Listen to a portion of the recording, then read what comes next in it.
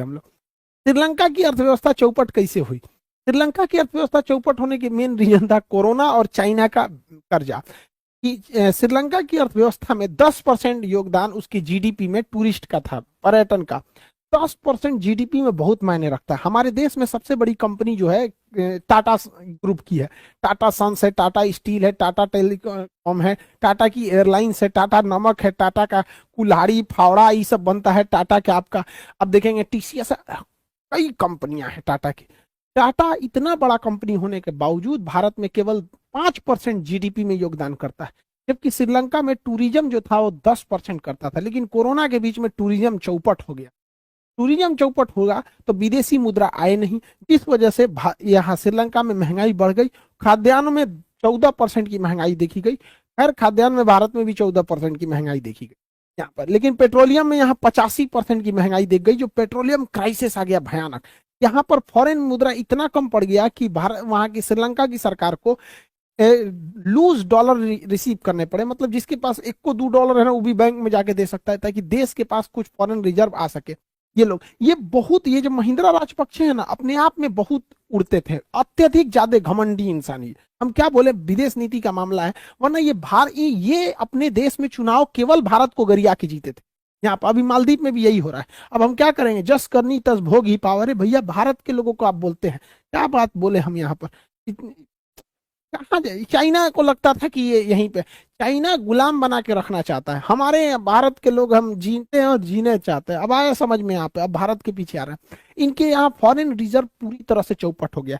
Foreign reserve को shortcut में, foreign को शॉर्टकट में फॉर कहते हैं, और एक्सचेंज को हम लोग एक्स कहते हैं, यानी शॉर्टकट में फॉरेक्स कहते हैं। इनके पास महज $1.5 बिलियन है, $1.5 बिलियन बस इनके पास फॉरेन रिजर्व बचा हुआ है। इसको संभालने के लिए इसने अपने सेंट्रल बैंक यानी जो वहां का आरबीआई का काम करता है उसके डायरेक्टर को ही बदला। लेकिन इतनी अर्थव्यवस्था चौपट हो चुकी थी कि ये लोग उसको संभाल ही नहीं सके। यहाँ के आरबीआई या जो मेन बैंक है उसे सेंट्रल बैंक ऑफ श्रीलंका कहा जाता है। जैसे हमारे यहाँ सबसे बड़ा जो बैंक है वो आरबीआई है, reserve bank of India. Pakistan में उसे स्टेट बैंक ऑफ पाकिस्तान कहा जाता है। वो भी अब संभाल नहीं पाया। हाल ये हो गया कि श्रीलंका को अपने 3-3 देशों से राजदूत वापस बुलाने पड़े। राजदूत बहुत जरूरी होता है दो देशों में रिलेशन को बनाकर रखने के, वरना राजदूत नहीं रहेगा तो देश में बड़ा दिक्कत हो जाएगा, रिलेशन खत्म होने लगता। जैसे हमारे देश के बहुत सारे लोग विदेशों में काम करते हैं, America, Britain, France, Germany, UAE, Saudi, Iran, Oman, हर जगह काम करते हैं। 55 लाख से ज्यादा लोग काम करते हैं। उन्हें कोई दिक्कत होगा तो कौन सुनेगा? यूएई में हमारे भारतीयों को दिक्कत होगा तो कौन सुनेगा? वहां 60% भारतीय रहते हैं। तो वो राजदूत से कहते हैं, राजदूत के अंडर में पूरी स्टाफ की एक टीम होती है, वो काम कर, इस पे करोड़ों का खर्च आता है। श्रीलंका की अर्थव्यवस्था इतनी गिर गई कि इसने अपने 3 देशों से राजदूत को वापस बुला लिया। एक साइप्रस से बुला लिया वापस, जर्मनी से वापस बुला लिया, और यहाँ नाइजीरिया से वापस बुला लिया, ताकि आज भैया पैसा नहीं है वहां पर। जैसे कोई लड़के दिल्ली, कोटा, पटना, इलाहाबाद, लखनऊ, कानपुर ऐसे पढ़ाई करने जाते हैं, लेकिन जब उनके घर की अर्थव्यवस्था गड़बड़ाती है तो घर वाले बुला लेते हैं, आओ बाबू बहुत पढ़ लिया, आ जाओ, पैसा बहुत गड़बड़ है, स्थिति खराब है, अब नहीं पढ़ सकते। तो इसकी स्थिति इतनी गिर गई है। दूसरी, यहाँ पे तमिल लोगों के अधिकारों को भी दबाया जाता है। भारत तमिलों के लिए भी वहां पर इन्वेस्ट करता है, तो ये तमिलों के अधिकार को भी दबाते हैं। तो भारत के दबाव में यहाँ संविधान में 13वां संशोधन किया गया कि तमिलों के लिए एक विशेष प्रावधान किया जाएगा, लेकिन अभी भी इस संशोधन को इसने माना नहीं है। तो 13 पार्टियों ने भारत से पत्र लिख के मदद की गुहार लगाई है। भाई भारत क्या इंटरवेन करेगा अभी इस मैटर पे, खुदे अपने डूब रहे हैं यहाँ पे। श्रीलंका इतना भयानक कैसे डूब गया, इसके पीछे ये कितना भयानक डूबा है अंदाजा लगाइए। श्रीलंका का जो टोटल कर्जा है उसकी जीडीपी का 80% है, यानी 1 साल तक आप जितना बनाएंगे ना उसका 80% तो केवल लोन लिए हैं, कर्जा, ब्याज जोड़ देंगे तो 100%। यानी ये कितना, अगर ये पूरा साल भर कमा के भी कर्जा देगा तो भी नहीं चुका पाएगा। तो ये तो परसेंटेज में हुआ, लेकिन एक रियल वैल्यू होना चाहिए ना कि कितना लिया है। समझिए, टोटल इसने कर्जा ले रखा है $26 बिलियन। $26 बिलियन।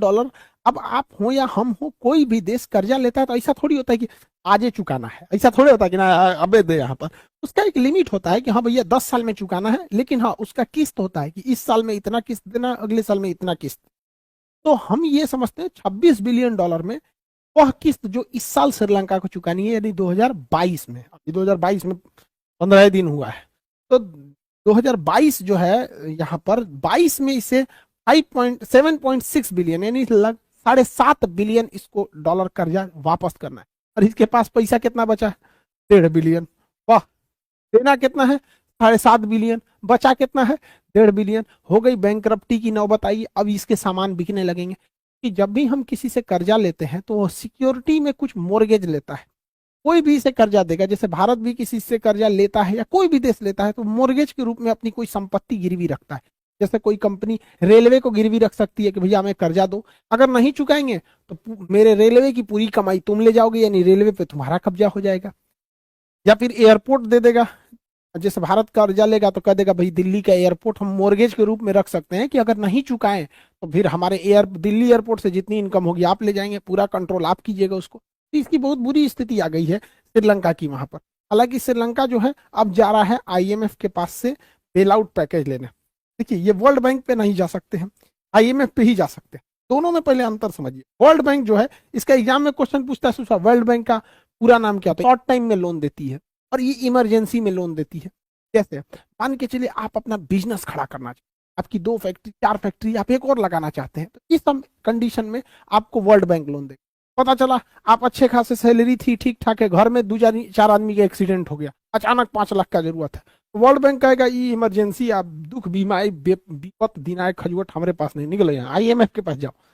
इमरजेंसी में पैसा देता है आईएमएफ। अब जैसे मान के चलिए इमरजेंसी में आईएमएफ, आप ही है बीमार पड़ गए, सबसे जैसे आप लोन लेते हैं तो आईएमएफ जो होती है ये क्या करता है, लोन देता है बहुत हाई प्राइस पर और पूरी इकोनॉमी को अपने कंट्रोल में ले लेता है। पता है कि देश श्रीलंका आपका, हम जैसे कहेंगे आपको उस पैसे को इन्वेस्ट करना, जैसे जैसे वो कहेगा उसी हिसाब से करना पड़ेगा। इसी को कहते हैं बेल आउट। बेल आउट में क्या होता है, बेल आउट पैकेज में आपको लोन तो दिया जाता है लेकिन आप अपनी सोवरेनिटी, अपनी संप्रभुता खो देते हैं, फिर आपको उसके इशारों पे चलना पड़ता है। ऐसी नौबत भारत में भी आई थी 1991 में।